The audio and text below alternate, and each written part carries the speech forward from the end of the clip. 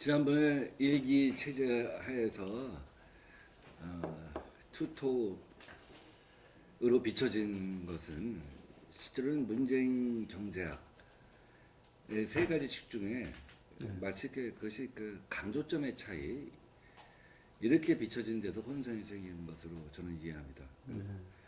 제이노믹스는 기본적으로 혁신 경제와 또 혁신 성장과 공정 경제, 또 소득주도 성장 이 세 가지가 한 묶음으로 가는 것입니다. 그런데 장하성 정책실장은 마치 소득주도 성장만 강조한 것처럼 비춰지고 또 김동연 부총리는 혁신 성장만 강조한 것처럼 비춰지니까 실제로는 국민적으로는 혼선이 생기는 것이죠. 사실은 한 묶음인 건데 이번에 이기 경제팀이 출범하면서 사실은 그것이 한 묶음이다는 걸 강조하게 됐고 그 한 묶음을 총괄적으로 지휘하는 것은 경제부총리다. 그리고 그것을 사회 경제를 통합적으로 해서 국가적 지향성을 갖다가 마련하고 정책을 꾸미는 것은 청와대 정책실장이다 하고 역할 분담을 조정했다는 점에서 의미가 있다라고 생각합니다. 그러니까 말하자면 기존 정책의 일관성을 유지하면서 역할 분담을 분명히 했다 하는 것이 특징이라고 할 수 있겠죠. 세계의 모든 나라가 사실은 제이노믹스와 유사한 정책을 펼치고 있습니다. 중국은 2011년도에 최저임금을 2배 인상하겠다고 선언하고 실제로 가파르게 연 20% 정도를 5년간 인상을 해왔습니다. 지금 속도 조절에 들어가는데 그와 동시에 추진한 것이 리커창의 대중창업 만인 혁신입니다. 모든 사람이 창업하는 국가를 만들겠다라고 선언하고 연 350만 개의 창업이 일어나고 있는 것이죠. 그러니까 두 가지 같이 가는 것입니다. 그러니까 최저임금의 인상을 포함한 소득주도 성장을 하게 되면 당연히 자영업이나 소상공인 분야에서 구조 조정이 일어날 수밖에 없습니다. 한편에서 혁신이 되는 것이죠. 그래서 한편에서 실직이 일어날 수밖에 없는 것이죠. 이걸 새로운 산업에서 담아줘야 하는 것이죠. 인도네시아 같은 경우 심지어 5년 동안 130% 최저임금을 인상했습니다. 베트남은 1년에 2번 인상한 적도 있습니다. 그때는 50%가량이 인상됐습니다. 독일은 슈레더의 노동개혁으로 미니잡을 엄청나게 많이 양산하다 보니까 비정규직이 굉장히 많이 생겼죠. 그래서 독일에서는 최저임금을 3년 전에 도입을 합니다. 그리고 최저 노동시간을 보장을 해줍니다. 두 가지 같이 가는 것이죠. 근데 독일은 최저임금의 성장 속도는 인상 속도는 그렇게 빠르진 않습니다. 왜? 독일은 대학까지 무상 교육에다가 또 의료 시스템이 잘 돼 있죠. 또 사회주택이 잘 되어 있죠. 사실은 굉장히 많은 정도의 실질 소득을 갖다가 사회 시스템이 보장해주고 있는 겁니다. 지금 말하는 광주형 일자리 같은 게 그렇습니다. 기존 자동차 노동자의 40%의 임금을 주되 주택이나 국공립 어린이집 같은 것을 지방정부가 보장을 해주는 것이죠. 일본도 마찬가지입니다. 일본도 소사이어티 5.0 이렇게 4차 산업혁명과 관련된 국가 전략을 제시하면서 일본도 70년 만에 노동개혁을 완성을 했습니다. 그래서 일종의 그 한정 정규직이라고 합니다. 그 개념이 그 비정규직 노동자한테 무기직이나 이런 걸로 고용을 갖다 보장해주고 임금의 실질 수준을 갖다가 높여주는 것입니다. 그러니까 우리나라만 이것을 하는 것이 아니라 세계의 모든 나라가 실제로 해왔다 하는 것을 갖다 강조해 드리고 싶고요. 문제는 혁신 성장과 소득주도 성장에 같은 보폭을 달려야 되는 거죠. 그러니까 이걸 연결해 준 것이 공정경제이고. 그런데 우리 국민들 눈에 보일 때는 소득주도 성장은 토끼띠처럼 빨리 뛰고 혁신 성장은 거북이 걸음처럼 느리게 보였던 것이 문제죠. 그래서 소득주도 성장은 실질을 더 기하고 여기서 실질을 더 기한다는 말은 그러니까 임금의 인상, 정규직화 이것뿐만 아니라 또 하나는 생활물가의 인하라고 하는 것이 있지 않겠습니까? 그래서 아마 국민들이 가장 뼈저리게 느끼는 것이 주택 가격일 것 같아요. 그다음 세 번째는 사회보장제도 있지 않습니까? 그래서 실질을 더 기하는 방향으로 가고 혁신 성장은 속도를 더 빨리 가하는 방향으로 가면은 그렇게 일관되게 한 5년을 갖다가 추진을 하면 우리가 새로운 그 대한민국 그 성장 가능성에 자원을 축적할 수 있다고 봅니다. 그러니까 혁신 성장은 미래의 것이잖아요. 예. 그러니까 소득주도 성장은 당장 현재의 것이잖아요. 예. 현재의 현찰을 나눠 갖는 문제입니다. 뭐 가령 카드 수수료 인하 같은 경우도 현찰을 나눠 갖는 문제입니다. 자영업자가 더 혜택을 가질 것이냐, 여신 전문업체가 더 혜택을 가질 것이냐, 아니면 소비자가 그 각종 마일리지를 통해서 더 소득을 가져갈 것이냐 하는 그 현찰 배분의 문제이고 바로 즉각적인 효과를 갖습니다. 근데 혁신 성장은 미래의 것인 거죠. 그래서 당연히 그 느낌에 있어서 차이가 있을 수 있습니다만 지난 한 4개월 동안 문재인 대통령이 주로 추진해 온 것이 혁신 성장입니다. 주제 혁신을 갖다가 얘기하고 현장에 가고 이렇게 하지 않았습니까? 또 하나는 우리가 소득주도 성장이 굉장히 그 힘들어 보이는 이유 중에 하나는 자영업자의 비율이 22%입니다. 미국은 5%입니다. 일본, 독일은 10%입니다. 그래서 그 나라는 임금 주도 성장을 하면 됩니다. 자영업자의 비율이 낮기 때문에. 그렇죠? 그, 산업 쪽에서 임금 주도 성장을 하게 되면 그 올라가는 것만큼 온기가 돌게 되지 않겠습니까? 자영업자가 그만큼 이득을 보는 것이죠. 근데 한국은 자영업자의 비율이 22%입니다. 그리고 그 자영업자가 3년 내 폐업률이 70%를 넘어섭니다. 그러니까 우리는 여기서 임금 주도 성장이 아니라 소득 주도 성장을 얘기하게 되는 것이죠. 자영업까지 살려야 되는 부분이 얘기를 갖다가 우리가 함께 가야 되는 그런 부분이 있다는 것이죠. 뭐 이건 굉장히 또 어렵고 복잡한 얘기가 되는데 그러면 자영업 대책이 근본적으로 나와야 되는 겁니다. 그 자영업 과포화 문제를 해결해 줘야 되죠. 예. 이건 아까 중국의 예에서 설명했듯이 혁신 성장을 통해서 새로운 일자리를 만드는 것이 하나일 수가 있습니다. 다음 두 번째는 그러니까 새로운 일자리를 갖다가 만드는 것과 연결해서 본다고 한다면 사실 우리나라 소상공인 대책, 중소기업인 대책 이런 경우는 레드오션의 문제예요. 과포화 문제 아니겠습니까? 그러면 갖다가 레드오션 문제를 해결해주기 위해서 일정한 지원을 해주면 다른 자영업, 다른 소상공인 분야가 힘들지 않겠습니까? 다른 중소기업 분야가. 그러니까 자원을 갖다 이렇게 돌려가면서 배분을 해봤자 이 레드오션이 묽어지는 것은 아니죠. 그러면 새로운 일자리를 만들어야 하는 것인데 가령 뭐 예를 든다면 우리나라 같은 경우 세계에서 수출 규모로 보면 세계 4위입니다. 근데 온라인 수출은 오프라인 수출의 2%가 안 됩니다. 세계에서 인터넷 망이 가장 잘 깔려 있다. 인터넷 최강국이라고 한 나라에서 인터넷을 통한 직구를 못하고 있다는 건 문제가 아니겠습니까? 그러니까 사실은 독립적인 쇼핑몰들을 갖다가 많이 개설하게 한다면 일본이나 중국이나 세계 100개국에 한 나라에 100개 중소기업 업체가 온라인 수출을 갖다가 하는 쪽으로 우리가 직업 교육을 시키고 방향을 틀어준다고 한다면 굉장히 많은 일자리가 생길 거예요. 그 레드오션이 묽어지겠죠.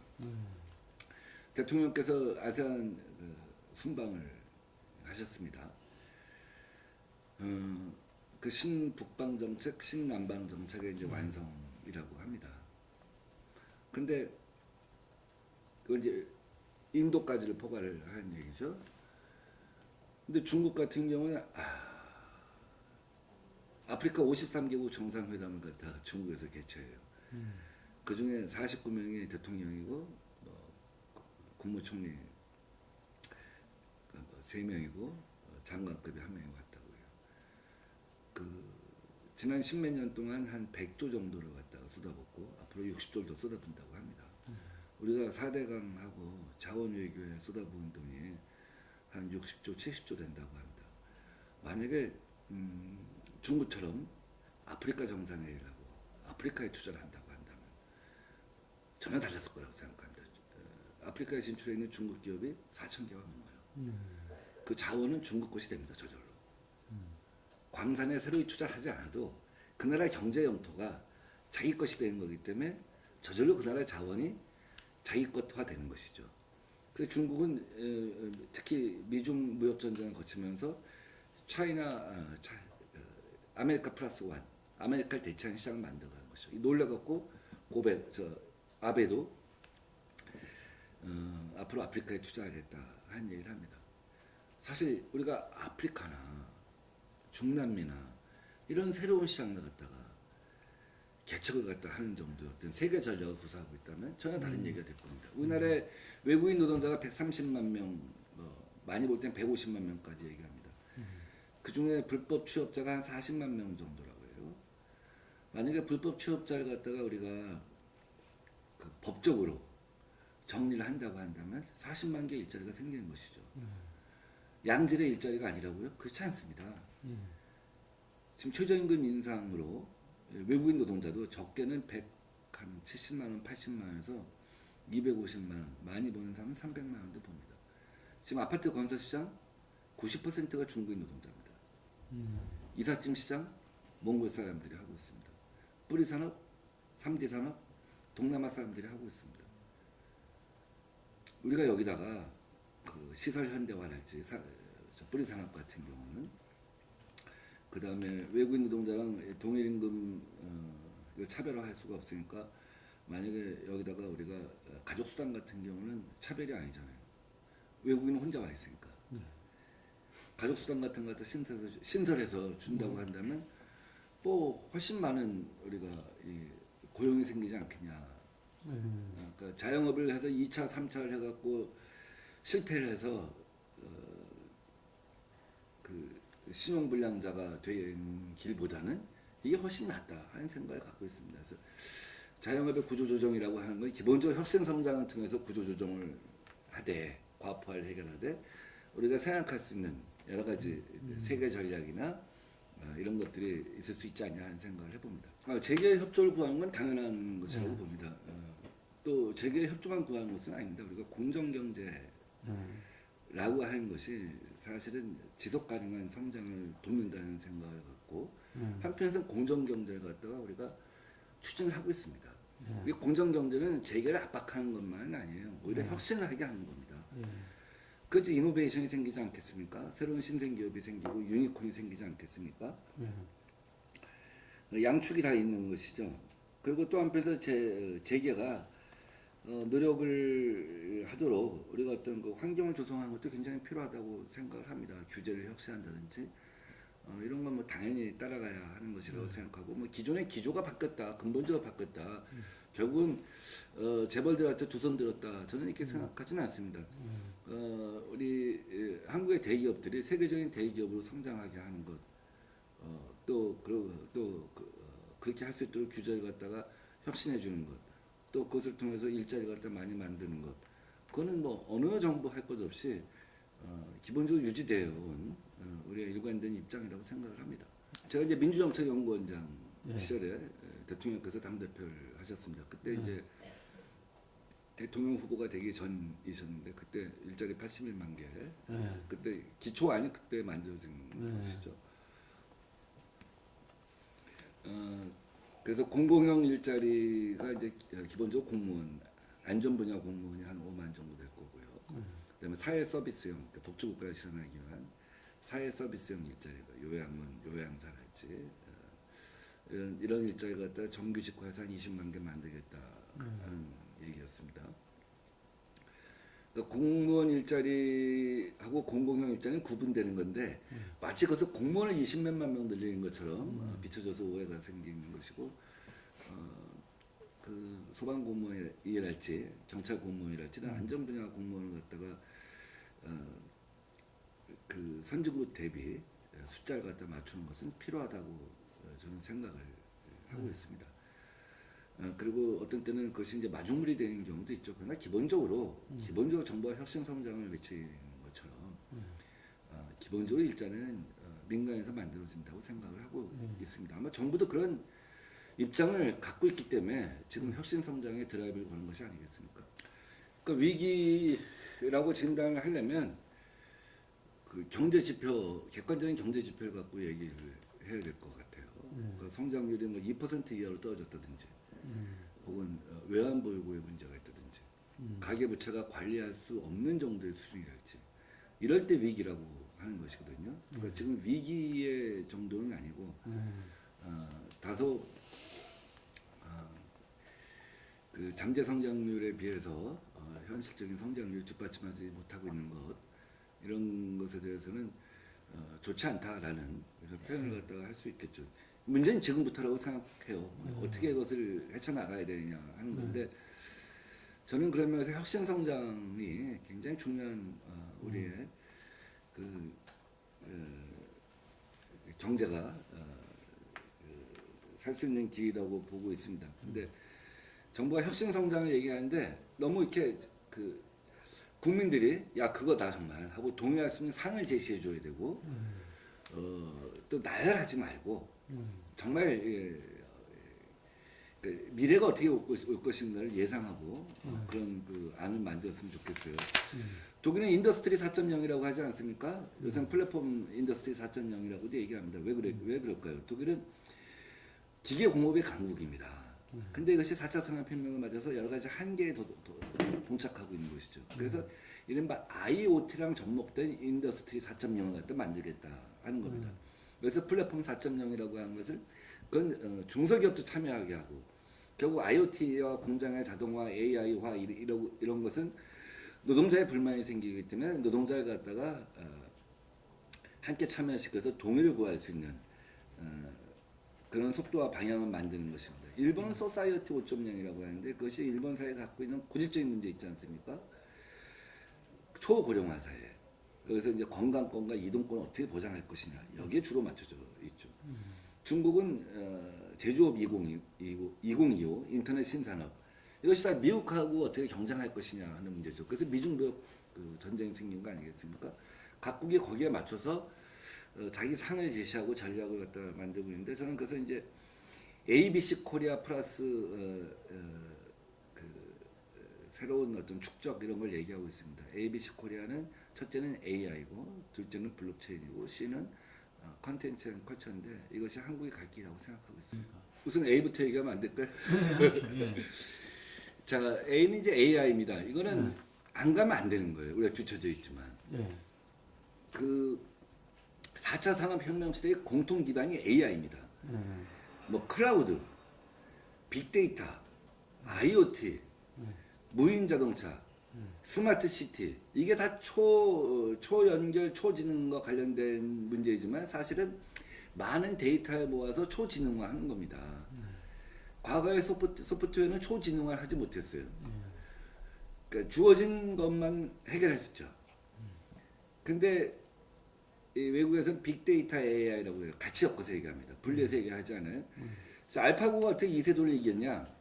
10만 개의 기본을 모아서 초지능화된 소프트웨어가 말하자면 새로운 묘수를 갖다 만들어내는 거 아니겠습니까? 그리고 구글 AI 닥터가 두 달 전에 사람 눈과 관련된 질병을 치료하는데 3분, 진단하는데 3분, 뭐 오진율 3%. 사람 의사는 진단을 마무리하는데 3일, 길면 그 다음에 오진율도 한 3%에서 20%, 27%였어요. 근데 AI는 수많은 실패의 축적 위에서 가능한 겁니다. 지금 무인 자동차가 운전을 갖다가 한 수만 번을 하면서 어떤 그 모든 상황에 대비할 수 있는 데이터를 갖다 모아가는 거 아니겠습니까? 지금 사람 운전사보다 훨씬 운전 기술이 좋기도 하지만 아주 엉뚱한 것에서 실수를 해요. 수없이 많은 그 실패를 갖다 용인하고 축적을 해야 되는 것이죠. 그러면서 많은 규제도 완화돼야 되고, 또 데이터 산업에 대한 어떤 그 분명한 비전이 있어야 되고 이런 거죠. 근데 지금 우리나라의 AI 수준은 선진 미국을 100으로 놓고 봤을 때 78%입니다. 인도네시아, 말레이시아 같은 나라보다 뒤져져 있어요. 그러니까 여기서 국가가 그냥 이것이 여러 가지 뭐 산업의 나열이 아니라 실제로 AI가 어떻게 발전되는가 하는 것에 대한 분명한 비전을 갖고 그런 축적을 가능하게 하는 전략이 있어야 한다 하는 것입니다. 다음 이제 블록체인 지금 말씀하신 것처럼 암호화폐에 대한 부정적인 인식이 있는 것이죠. 맨 처음에 10년 전에 비트코인이 처음 나오고 블록체인이라는 것이 선을 보였을 때 많은 이상주의자들은 이것이 달러라고 하는 기축통화를 대체할 것이다. 또 법화를 대체할 것이다. 그래서 미국의 패권주의를 완화하고 인플레이션을 유발해서 그 돈을 다시 걷어들이는 미국 중심 경제에 대한 대안이 될 것이다. 뭐 이런 이념적인 이상과 꿈을 가졌던 것도 사실인 것 같아요. 근데 지금 이것이 법화냐 아니냐, 기축통화를 대체하냐 안 하냐에 한 논쟁은 이제는 별로 중요하지 않다고 생각합니다. 그건 먼 미래의 것일 겁니다. 실제는 비즈니스 모델이 중요한 것 같아요. 두 번째는 우리 사회에서도 이것이 제2의 바다 이야기가 아니냐 그래갖고 법무부에서는 이거 유사수신 행위, 사기, 투기로 보고 단속을 했고 금융위에서는 법화가 아닌 것이 법화처럼 행동한다. 이것이 가격 변동성이 너무 심하고 지불수단으로서 그렇기 때문에 기능할 수가 있겠느냐, 저장수단으로서 기능할 수 있겠냐 하는 비판이 있었던 것이죠. 그래서 그 인식에서 지금 1년 동안 벗어나지 못하고 있습니다. 그러나 어쨌든 그 과정을 통해서 국민들은 백신을 맞았다고 생각합니다.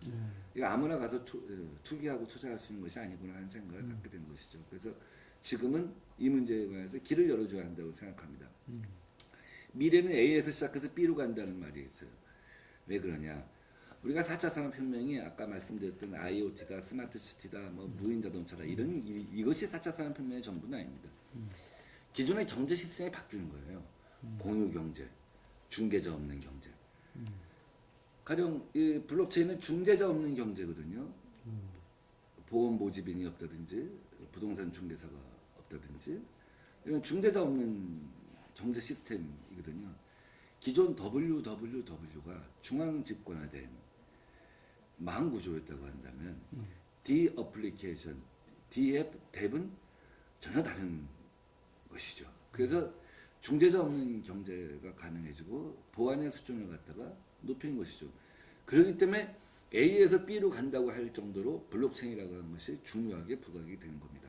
그런데 우리가 지금 현재 무조건적인 규제를 갖다가 하다 보니까 길이 안 열리는 거죠. A는 우리가 안 가면 안 되기 때문에 우리가 집중적으로 투자해야 되는 것이고 B는 우리가 인터넷 강국으로서 가능성이 있는데 정부의 자신감 없는 규제로 길이 안 열려서 지금 미국 수준의 78%까지 떨어졌다 하는 것이 문제인 것이죠. 프랑스는 지난 9월에 하원에서 기업의 성장 및 변화에 관한 법률을 통과시켜서 ICO가 또 공식적으로 인정을 했습니다. 무슨 주코나 싱가포르나 몰타 같은 소국가에서만 하는 게 아닙니다. 이제 스위스도 그걸 인정을 한 거예요. 맞아. 프랑스도 인정을 한 겁니다. 내년 1월 달에 상원에서 통과될 예정인데 지난 2년 동안 펀드레이징 하는 걸 보면 벤처 캐피탈이나 엔젤을 통해서 펀드레이징 하는 거에 비해서 IC를 통해서 펀드레이징 하는 게 훨씬 많습니다. 이게 하나의 트렌드가 되어가는 것이죠. 반면에 지난 몇 년 동안 발행된 코인의 90%가 발행 당시의 가격을 유지하지 못하고 있습니다. 이쪽을 보는 사람들은 긍정주의자가 되고 이쪽을 보는 사람들은 비관주의자가 되는데 그리고 아직까지 성공한 비즈니스 모델이 없다라고 하는 점에서 이제 비판이 있는 것은 사실입니다만 이것이 새로운 어떤 산업으로서 기존의 어떤 경제를 변화시키는 큰 틀로서의 가능성에 대해서는 유의미하고 충분히 길이 열릴 수 있다라고 보는 시각이 더 많은 것 같다라는 생각이 듭니다. 정부가 이제는 이 문제에 관해서도 입장을 정리할 때가 됐다. 투기와 사기와 자금 세탁은 막고 투자로 갈 수 있는 길은 열어주는 것이 맞다라는 생각을 합니다. 마지막으로 C는 이제 뭐 컬처 앤 컨텐츠입니다. 우리 사피엔스 시절에는 우리가 일주일에 120시간을 갖다 일했다고 합니다. 밤샘 불침범도 있어야 될 것이고요. 사양도 해야 될 것이고요. 지금 유럽에서는 일주일에 35시간 일을 하죠. 음. 우리나라는 주 40시간입니다. 근데 4차 산업혁명 시대는 주 20시간 일하게 될 거라고 합니다. 그 물건의 소비가 아니라 남는 시간의 소비가 굉장히 중요해지는 것이죠. 그래서 호모 사피엔스가 아니라 호모 루든스, 유의하는 인간.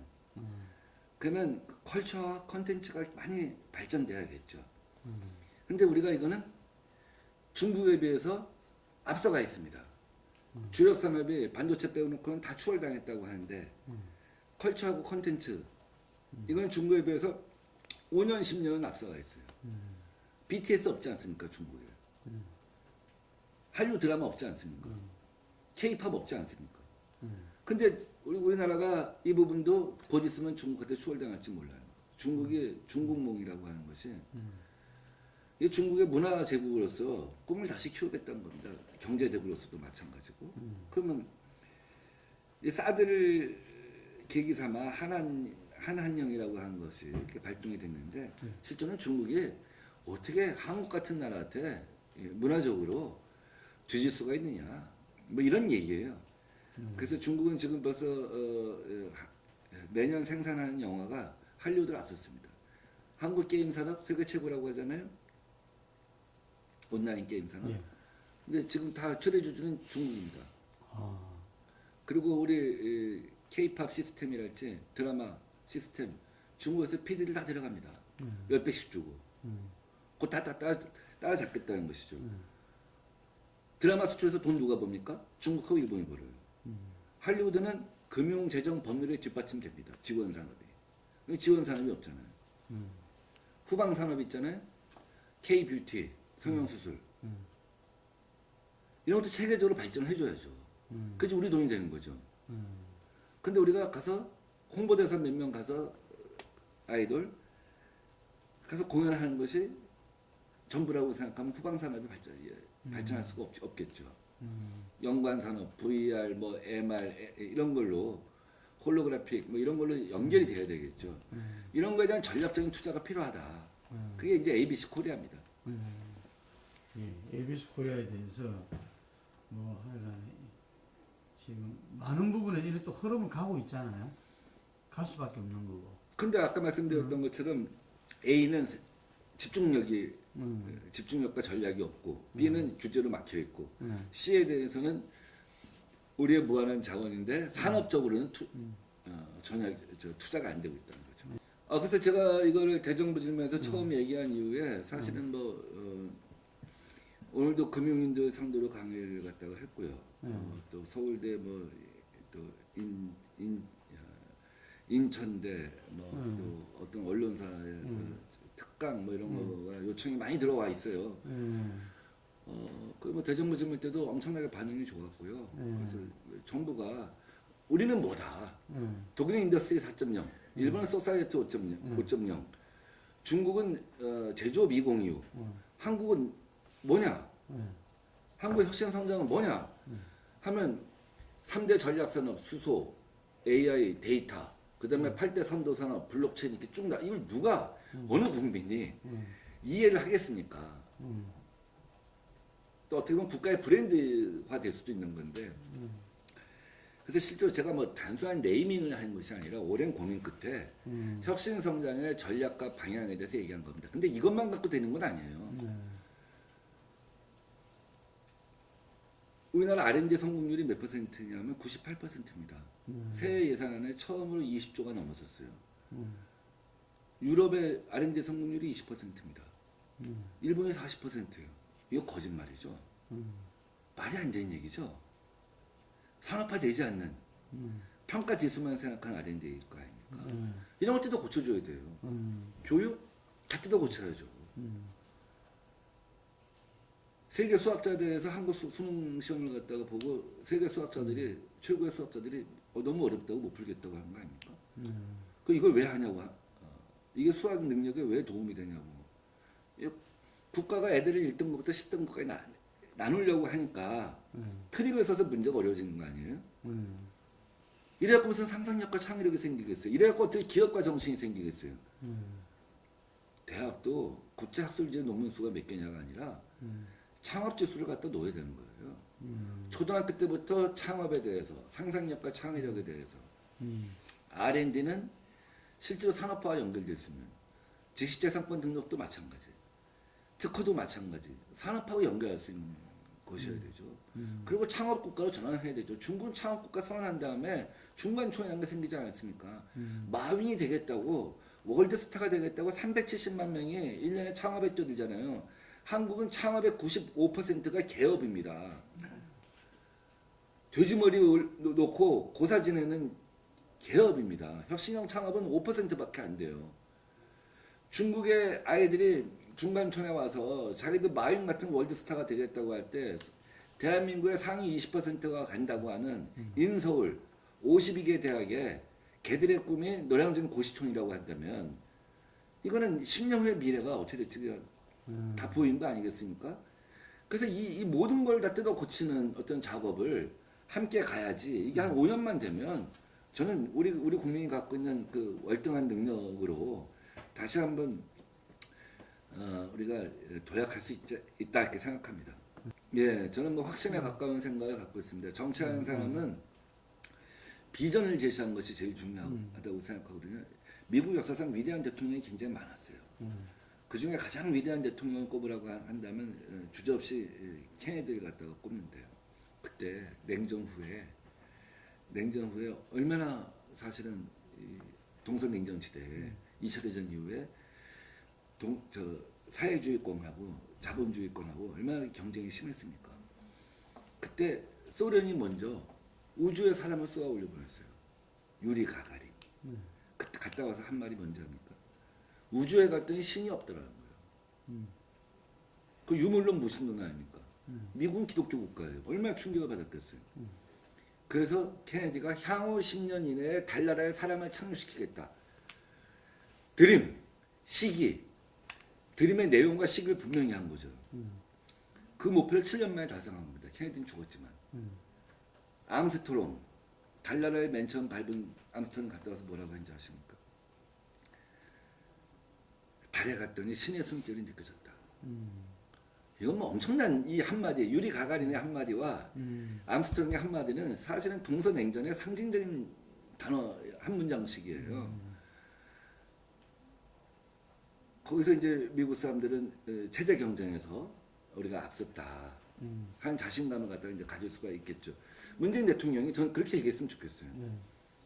향후 10년 이내에 대한민국을 갖다가 4차 산업혁명 시대에 맞춰서 완전히 개조하겠다. ABC 코리아 만들겠다. 10년 이내에. 그러기 위해서 초등학교 교육부터 교육을 다 바꾸겠다. 트릭을 쓴 수학시험 문제를 갖다가 잘 맞추기 위해서 1년에 6조, 7조의 사교육비가 든다. 국가가 나쁜 입시제도를 만들어 놓고 사교육을 강요하고 이거 안 된다. R&D 어떻게 될 거냐. 일본은 왜 그 많은 노벨 의학상, 물리학자, 화학자상이 나왔느냐.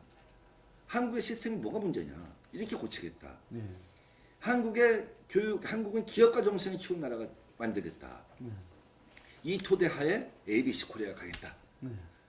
뭐 이렇게 제시해서 국민들한테 꿈을 심어준 대통령이 됐으면 좋겠다 하는 생각인데 문재인 대통령님 제 인터뷰 기사 꼭 좀 보십시오. 그러니까 창조 경제는 이제 ICT 코리아라고 하는 거에 중심이 되었죠. 그리고 그것을 하기 위해서 대기업 중심주의를 갖다 내세웠죠. 대기업을 전국에 17군데 그 창조혁신센터인가 갖다 박아놓고 삼성은 여기 책임져라, 현대는 여기 책임져라 이렇게 한 거 아니겠습니까? 근데 혁신경제라고 하는 것, 창조경제라고 하는 것은 사실은 대기업이 중심돼서 갈 수가 있는 건 아니에요. 대기업은 몸체가 크잖아요. 그러니까 혁신에 있어서는 아무래도 한계가 있습니다. 새로운 모험 자본이 들어가고 모험 기업이 들어가야 하는 거 아니겠습니까? 그런 과정에서 대기업이 도와줄 수는 있겠죠. 그 17개 혁신단지 중에 LG인가 어디는 자기들의 어떤 그 소스를 갖다 개방했습니다. 기술 소스를. 그래서 그런 것을 협업을 해준다든지 뭐 이런 거는 필요하지만 대기업이 가서 뭐 일일이 해줄 수 있는 건 아니잖아요. 지금 얘기하는 거는 공정경제라고 하는 새로운 경제 틀을 짜서 생산적 금융을 돌려갖고 흐름을 바꿔서 밑에서부터 새로운 어떤 그 혁신이 일어서게 한다는 점에서 차이가 있는 것이죠. 내년도 예산 네. 470조 아닙니까? 예. 그 중에 우리 160조 3분의 1 정도가 복지, 네. 노동 일자리에 관한 것입니다. 네. 3분의 1이면 사람들이 어마어마하다고 생각할지 모르지만 OECD 국가에 비해서는 좀 적은 편. 아, 입니다. 그래도 저거요? 예. 어. 그 다음에 두 번째로 큰 덩치가 교육하고 지방입니다. 이제 내년에 부가세법을 고쳐갖고 지방에 가는 게 더 많아지게 합니다. 지방 재정권을 강화하겠다는 그 문재인 정부의 구상하고 일맥상통하는 것이죠. 그 다음 덩치가 국방 예산입니다. 지금 남북 평화 시대에 국방 예산을 사상 최고로 올렸습니다. 올해도 올렸고 내년에도 더 올렸고 그래서 50조를 돌파합니다. 그 다음에 20조짜리가 여러 가지가 있습니다. SOC, 그 다음에 안전, 그 다음에 그 산업 지원, R&D 뭐 이런 것 등등이 있습니다. 그 중에 여기서 단기형 일자리를 갖다가 그 예산을 삭감해서 자유한국당에서 20조를 삭감해갖고 SOC하고 아이를 낳으면 1인당 3천만 원 주는데 쓰겠다고 얘기를 하고 있습니다. 저는 전체적으로 우리가 한번 구상을 새로 해봐야 되지만 자유한국당에서 아기를 낳으면 3천만 원씩 주겠다고 한 얘기하고 그 다음에 박용만 대한상의회장이 광주에 가서 얘기를 하면서 규제를 완화해주면 기업도 복제 나서겠다. 뭐 내부에서는 그런 얘기도 있었다고 하는데 애를 낳으면 고등학교 졸업할 때까지 한 달에 50 내지 100만 원씩을 주겠다. 그러면 1인당 1억에서 2억을 주겠다는 얘기죠. 좋아요. 저는 이런 거 논의해야 한다고 생각합니다. 그래? 김성태 대표한테 그러면 1억씩 주려면 뭐가 필요해? 올해는 단기형 일자리에서 삭감을 해갖고 3천만 원씩 준다고 치자. 그럼 그 후년은 어떻게 할 거야? 뭘로 할 거야? 세금이 필요한 거죠. 중부당 중복지 국가로 가야 되는 거죠. 저는 재계가 이런 얘기하고 야당이 이런 얘기할 때는 우리 정부 여당에서는 논의 테이블에 갖다가 올려놔야 한다고 생각합니다. 제가 6년 전부터 얘기한 게 아기 울음소리 들으세요. 국가소멸 방지세 해야 한다는 거예요. 목적세로. 지금 노무현 정부 말기부터 시작해서 박근혜 정부 때까지 160조를 쏟아 부었는데도 합계 출산율은 지금 서울이 0.98, 0.90까지 떨어져 가고 있습니다. 심각한 문제예요. 아기 울음이 안 들리면 현대가 자동차를 만들어도 삼성의 핸드폰을 만들어도 팔 데가 없는 것입니다. 58년생인데 그때 100만 명을 근데 지금 40만 명이 안 됩니다. 30년 단위로 30만 명씩 줄어든 거죠. 너무 심각한 거예요. 그래서 모든 국민이 자기 능력에 맞게 모든 기업이 자기 능력에 맞게 세금을 내자. 그 대신 지난 10몇 년 동안 200조 가까이 쏟아봤어도 합계 출산율이 늘어나지 않는데 어떻게 쓰는 것이 효율적인가에 대한 답이 나와야 되죠. 매기 효과가 있었기 때문에 매기 효과가 크지 않아 보이는 거죠. 왜냐하면 기존 은행들이 그걸 따라했기 때문에. 자, 가령 그 카뱅 같은 경우 아마 가입자가 700만 명일 겁니다. 이용자가. 그걸 갖고 매기 효과가 없다고 할 수가 없죠.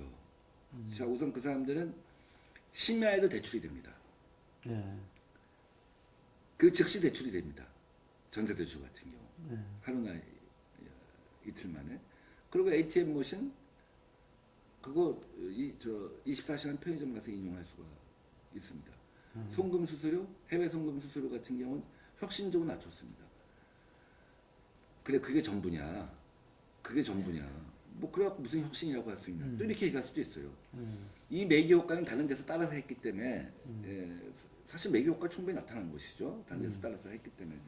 근데 이걸 갖고 과연 핀테크라고 할 수 있냐?